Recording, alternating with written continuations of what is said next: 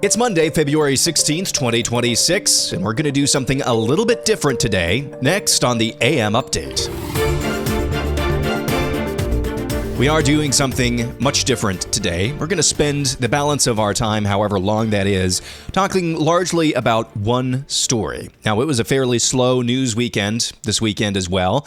That has something to do with my decision, but I also think it's time for a meta conversation because I think we're seeing some grand play out before our very eyes. Now, I want to make this qualifier. Oftentimes, history does not play out the way that we would like it to.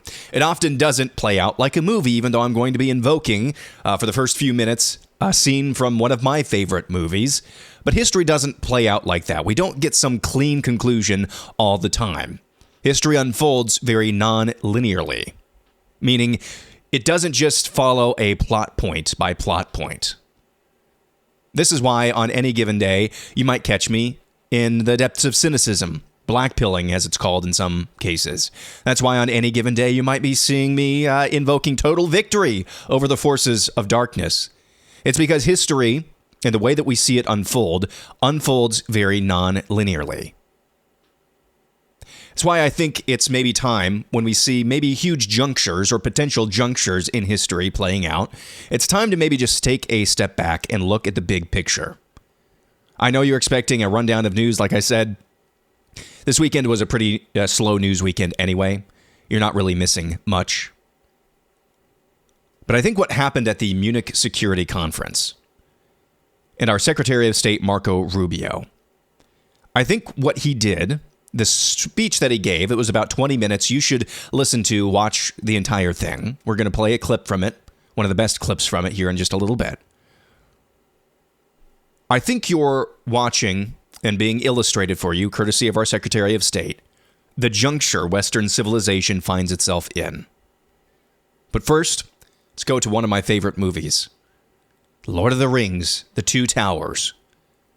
Gandalf goes to Rohan, and he finds King Theoden under the spell of the evil wizard Saruman. You'll recall that movie scene. Here it is. I release you from the spell.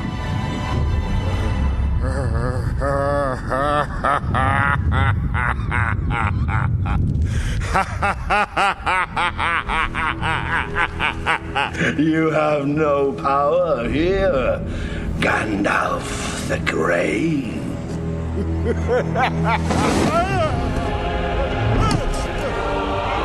I will draw you, Saruman, as poison is drawn from a wound.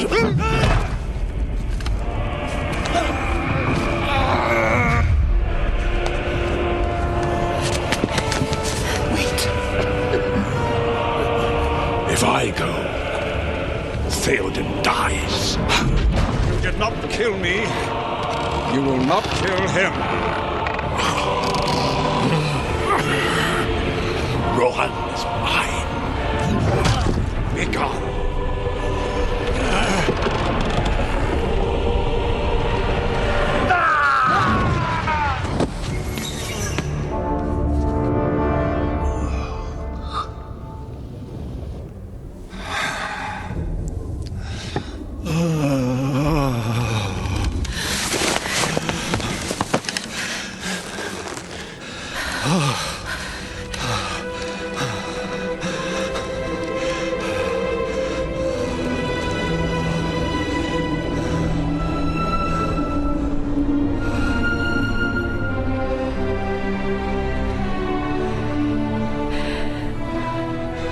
I know your face.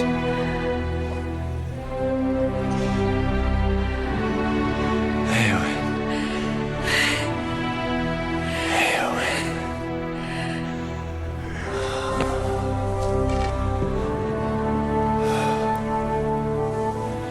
Gandalf. Breathe the free air again, my friend. I think what we saw in Munich over the weekend was Secretary of State Marco Rubio's Gandalf trying to free Europe's King Theoden from the grips of the possession, the spell of globalism. Listen to this clip as Marco Rubio pleads graciously with all the European leaders in that room to see the light. For 5 centuries before the end of the Second World War, the West had been expanding. Its missionaries, its pilgrims, its soldiers, its explorers pouring out from its shores to cross oceans, settle new continents, build vast empires extending out across the globe. But in 1945, for the first time since the age of Columbus, it was contracting. Europe was in ruins. Half of it lived behind an iron curtain, and the rest looked like it would soon follow. The great Western empires had entered into terminal decline, accelerated by godless communist revolutions and by anti-colonial uprisings that would transform the world and drape the red hammer and sickle across vast swaths of the map in the years to come. Against that backdrop, then as now, many came to believe that the West's age of dominance had come to an end, and that our future was destined to be a faint and feeble echo of our past. But together, our predecessors recognized that decline was a choice, and it was a choice they refused to make. This is what we did together once before, and this is what President Trump and the United States want to do again now, together with you. And this is why we do not want our allies to be weak, because that makes us weaker. We want allies who can defend themselves so that no adversary will ever be tempted to test our collective strength. This is why we do not want our allies to be shackled by guilt and shame. We want allies who are proud of their culture and of their heritage, who understand that we are heirs to the same great and noble civilization, and who together with us are willing and able to defend it. And this is why we do not want allies to rationalize the broken status quo rather than reckon with what is necessary to fix it. For we in America have no interest in being polite and orderly caretakers of the West's managed decline. We do not seek to separate, but to revitalize an old friendship and renew the greatest civilization in human history. What we want is a reinvigorated alliance that recognizes that what has ailed our societies is not just a set of bad policies, but a malaise of hopelessness and complacency. The alliance that we want is one that is not paralyzed into inaction by fear. Fear of climate change, fear of war, fear of technology. Instead, we want an alliance that boldly races into the future. And the only fear we have is the fear of the shame of not leaving our nations prouder, stronger, and wealthier for our children. An alliance ready to defend our people, to safeguard our interests, and to preserve the freedom of action that allows us to shape our own destiny. Not one that exists to operate a global welfare state and atone for the purported sins of past generations. An alliance that does not allow its power to be outsourced, constrained, or subordinated to systems beyond its control. One that does not depend on others for the critical necessities of its national life. And one that does not maintain the polite pretense that our way of life is just one among many, and that asks for permission before it acts. And above all, an alliance based on the recognition that we, the West, have inherited together. What we have inherited together is something that is unique and distinctive and irreplaceable, because this, after all, is the very foundation of the transatlantic bond. Marco Rubio at the Munich Security Conference over the weekend. Just one 4-minute clip out of a 20-minute speech where he, in very explicit terms, invokes the West's Christian background, invokes the shared commonality of the greatest civilization, says that the roots of our civilization, American civilization, don't just begin in America, they began in Europe. And inviting Europe back into the fold, but making it clear in no uncertain terms, we cannot be allies with a continent made up of countries afraid of their own shadows, ashamed of their own shadows. It was very much Marco Rubio and American policy saying, breathe the free air again. Become a man of Rohan again. Marco Rubio basically telling the world, Western civilization in particular, get busy living or get busy dying. We are prepared to go this alone, but we do not want that to be the case. A perfect illustration of the juncture I believe Western civilization finds itself in. We are entering into an era of great powers wielding great power, once again, China and the United States. We live in an era where China decides, hey, America is getting a little bit too plucky over there. Let's release a virus into the wild. We live in an era where the United States decides Nicolas Maduro's time is over, so Nicolas Maduro's time is over. We live in an era where a couple of weeks after Nicolas Maduro's time is over in Venezuela, out of nowhere, decides to re-privatize their oil industry, all at the behest of the United States. Great powers wielding great power. The quote-unquote rules-based order following the world wars, where you're in alliance with European nations, but no matter the size or how much they actually contribute to the defense of their own homeland, we treat them as equals for reasons. Liechtenstein is treated as an equal for reasons. Belgium, an equal for reasons. That's going away. We're entering into an era of great powers. And you can get busy living, defend your heritage, defend your tradition, defend your homeland for your homeland's interests. Or you can continue in your self-loathing and great replacement. Marco Rubio, in other parts of that speech, seamlessly woven domestic policy as well, particularly on the issue of immigration. But there's another individual at the Munich Security Conference who I think perfectly at this juncture that we just heard Rubio illustrate and dictate. There is another individual who I believe perfectly illustrated the threat at this juncture. We're going to be talking about the ancient doe herself, Hillary Rodham Clinton. That's coming up next.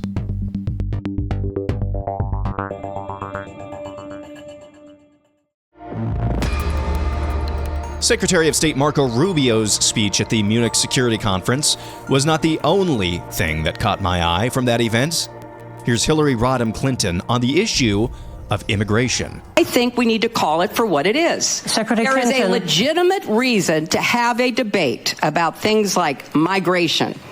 It went too far, it's been disruptive and destabilizing, and it needs to be fixed in a humane way with secure borders that don't torture and kill people. I'm sure Hillary Clinton meant that in a way to try to poke the Trump administration and this perception, this narrative, that it's being cruel in its immigration policies. I'm sure that's how she meant it. But that's an extraordinary clip for one of two reasons, and maybe a little bit of both. Number one, you just heard Hillary Clinton, of all people, legitimize. She said the word legitimize or legitimate. She called the main campaign plank of Donald Trump's 2016 campaign. She called that legitimate. That's incredible in and of itself, number one. But number two, and what I think is far more likely, this is the new left-wing play. We're going to moderate on even hot-button issues. We're going to moderate. You can see the gears already kind of turning on the trans issue.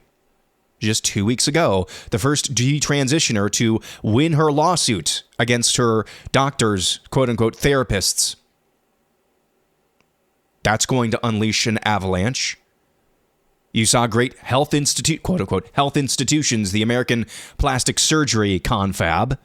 They said, nope, no, none of these surgeries for underage minors, even though it should be illegal for everyone. But you can start to see some of these wheels turning a little bit And now we've got Hillary Clinton calling immigration a legitimate issue. It's characterizing what we've done in the West as, quote, disruptive and destabilizing when it comes to immigration. Certainly, I believe the first option that I gave you, some of that is in play here. That was my first read on this before I thought about it a little bit more. I posted as much on X the other night when I saw this. Certainly, there is a little bit of time to take a victory lap, Donald Trump. That's complete and total victory, at least on the argument, on some level. When you have your main opponent in your first go-round legitimizing your main and most controversial, we thought at the time, campaign plank, immigration. They're sending their rapists, their drug dealers. You remember all those clips from 10 years ago.